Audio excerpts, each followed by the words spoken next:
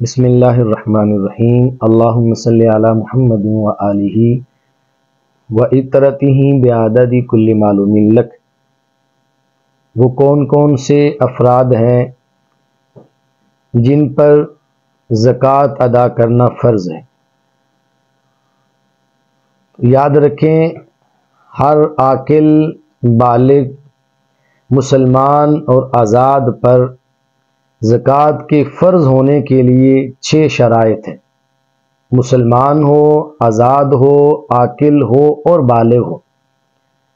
ظاہر ہے مسلمان ہونا شرط ہے، غیر مسلم پر یعنی کافر پر زکوٰۃ لاگو نہیں ہوتی، اس پہ زکوٰۃ فرض نہیں ہے۔ آزاد ہونا بھی ضروری اور لازم ہے۔ غلام پہ زکوٰۃ نہیں ہوتی، کیونکہ غلام اپنے مال کا خود مالک نہیں ہوتا، غلام کے مال کا مالک اور اس کی ذات کا مالک اس کا آقا اور اس کا مولا ہوتا ہے۔ تو ہر عاقل ہو، بالغ ہو، آزاد ہو اور مسلمان ہو تو اس پر زکوٰۃ کے فرض ہونے کی 6 شرائط ہیں۔ پہلی شرط ہے کہ وہ صاحب نصاب ہو۔ صاحب نصاب سے مراد ہے کہ اس کے پاس 52.5 تولے چاندی موجود ہو یا اتنی مقدار میں اس کے پاس مالیت موجود ہو، تو تب بندہ صاحب نصاب ہوگا، چاندی کے حساب سے اس پر زکوٰۃ فرض ہوگی۔ یا بندے کے پاس 7.5 تولے سونا ہو یا اتنی مالیت اس کے پاس موجود ہو، یا پھر سونا یا چاندی ان دونوں میں سے کسی ایک کی مالیت کے برابر اس کے پاس سامان تجارت ہو، مال تجارت ہو، تو اس بندے پر زکوٰۃ ادا کرنا اپنے اس مال میں سے فرض اور لازم ہے۔ نمبر 2، وہ نصاب جو بندے کے پاس موجود ہے وہ نصاب نامی ہو، وہ نصاب بڑھنے والا ہو، خواہ وہ نصاب حقیقتاً بڑھنے والا ہو یا حکماً بڑھنے والا ہو، وہ نصاب بڑھنے والا ہو۔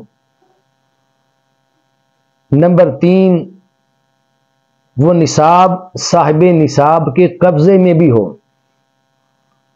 اگر کوئی شخص مال کا مالک ہے لیکن قبضہ نہیں ہے تو اس پہ زکوٰۃ فرض نہیں ہے۔ ملکیت بھی شرط ہے اور ملکیت کے بعد قبضہ ہونا بھی شرط ہے، قبضہ ہوگا تو اس پر زکوٰۃ لازم ہوگی۔ نمبر 4، وہ صاحب نصاب بندے کے پاس جو نصاب ہے زکوٰۃ کا وہ حاجت اصلیہ سے زائد ہو۔ حاجت اصلیہ مراد ضروریات زندگی سے زائد ہو۔ انسان کے پاس جو چیزیں ہیں گھر میں موجود ہیں یا اپنے استعمال کی ہیں، استعمال کی نہیں ہیں، اسے چاہیے کہ زکوٰۃ کا حساب کرتے ہوئے 2 قسم کی لسٹیں تیار کر لے۔ ایک پیپر پر وہ اپنے گھر کی ان اشیاء کا نام لکھے جو اس کے استعمال میں آتی، جو ضروریات زندگی کی چیزیں اپنے استعمال میں، بیوی بچوں کے، والدین کے استعمال میں آتی ہیں، ان کو الگ لکھے، اور وہ چیزیں الگ پیپر پہ لکھے جو گھر میں ضروریات زندگی کے لیے استعمال میں نہیں آتی، جو ان کی ضروریات زندگی سے زائد ہیں، وہ الگ چیزیں لکھے۔ اب کون کون سی چیزیں اور کتنی چیزیں ضروریات زندگی سے زائد ہیں، ان چیزوں کا حساب کریں، ان کی مالیت کتنی بنتی ہے، ان کی مالیت اگر نصاب کے برابر ہے یا اس سے زائد ہے تو اس مال پہ زکوٰۃ ہے۔ یا اس کے علاوہ بندے کے پاس سونا ہے یا چاندی ہے جو نصاب سے کم ہے، تو گھر کی ضروریات زندگی کے علاوہ جو چیزیں زائد ہیں ان کو ساتھ ملا کر پھر نصاب کو مکمل کرے۔ اگر وہ چیزیں نصاب کو پہنچ جاتی ہیں تو وہ بندہ صاحب نصاب ہو گیا۔ اس بندے پر اس صورت میں بھی اس مال کی زکوٰۃ نکالنا ہر صورت میں فرض ہے۔